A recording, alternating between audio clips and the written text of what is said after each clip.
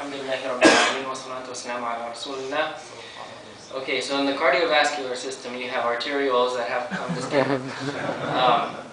So, subhanAllah, we're already in the 27th night of Ramadan. Alhamdulillah, Allah subhanahu wa ta'ala has extended our lives to be able to witness this Ramadan, inshallah, to witness future Ramadans. But it really seems like Ramadan just got started. I mean, it doesn't seem like we've been fasting for 27 days, or 26, actually. And when, the first couple days when I was fasting, I was in the lab, and, my lab mates are, "Oh, Sam, are you going to come to lunch with us?" And I was like, no, I'm fasting. Fasting, what's that? Oh, well, I don't eat or drink, in between sunrise and sunset. Oh, man, that's hard. Wow, how can you do that? And is that all it is? No, I mean, we don't, inshallah, nobody does this anyway, but we don't, we're not profane, we don't lie, we don't cheat. Any one of those things would break your fast. And they're like, man, wow, that's hard. How do you do that? And, I was thinking, you know what? That is hard. I mean, not eating and not drinking for how many hours is it now in the, in the end of the summer, like 16 hours or something like that? That's pretty hard. And I was thinking, subhanAllah, how the Siyam really brings out the best in all of us. And that when Allah subhanahu wa ta'ala says, "A'udhu billahi minash shaitanir rajim, Ya ayyuhalladhina amanu, kutiba alaykum as-siyamu kama kutiba ala alladhina min qablikum la'allakum tattaqun," that, "O you who believe, fasting has been prescribed upon you as it has been prescribed upon those before you, so that you can attain God consciousness." That, subhanAllah, fasting really is that prescription that really, brings out the best of us. And I think the reason that it brings out the best of us is because it actually it forces us to start applying our deen. It's like, it's 4 o'clock and I'm hungry, I'm thirsty. But even though you're bugging me, I'm not gonna go off on you, because I don't want that all to go to waste, right? So alhamdulillah, that it's really a good training. And I was thinking, well, what would happen if that was taken to, if that was continued and taken to the next level? So I was thinking, okay, well, maybe if we look to the Sahaba are a good example. Umar ibn Khattab radiallahu anhu, before Islam, this guy, he was a thug, basically. He was a big guy, carried his sword, he was drunk all the time. You got in his way, he kicked your butt, and then, he got what he wanted, right? But then after Islam, look at what he became.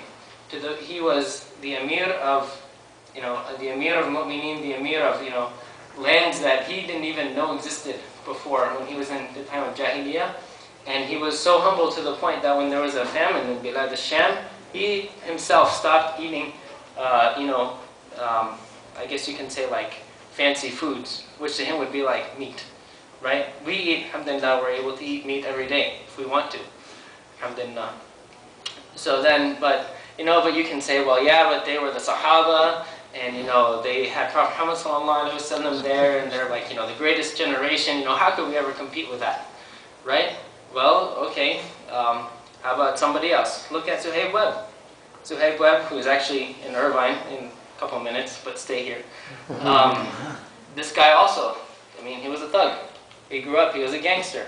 He saw people getting shot every day. I remember in a talk one time, he was saying that he knew a guy that if you, scratched his car, he'd shoot you. And somebody scratched his car and he shot him. Now that guy's in prison. But then look what happens. This guy, alhamdulillah, he becomes, he embraces Islam, and now this is a person that I look up to and that we all look up to. And subhanAllah, how these people, maybe, by going through or being, a thug and, pushing people around, you get what you want, right? But you know what? After you're gone, nobody remembers that guy, right? But now look, Umar ibn Khattab radiallahu anhu, every time we say his name, we say, may Allah be pleased with him. There's 1.2 or 1.3 billion Muslims in the world right now that, everybody knows about him. And he's known as one of the greatest rulers ever in history. So then, I was thinking, now Ramadan is ending. So we're all going to have a choice to make pretty soon here.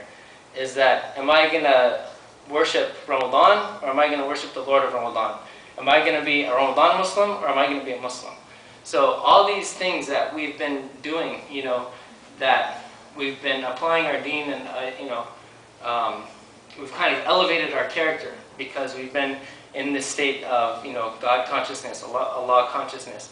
Are we going to, throw all that training away, or are we going to continue it? Now, we're not going to become Superman overnight, right? Maybe if we just pick one thing, one thing this Ramadan, maybe now this Ramadan you started reading Quran. Maybe you started reading, a couple pages a day or something like that. What if you continue that for the whole year, right? And then what if next year you find something else? Maybe next year, you stop swearing or something like that. And then the year after that, and the year after that, and the year after that, you know what? In 20 years, you will be Superman. So inshallah, we ask Allah subhanahu wa ta'ala to make us amongst those who have benefited from this month of Ramadan. We ask that He accepts our siyam and our qiyam. And we ask that Allah subhanahu wa ta'ala makes us amongst those who are able to continue the good characteristics of Ramadan afterwards, inshallah. Allah.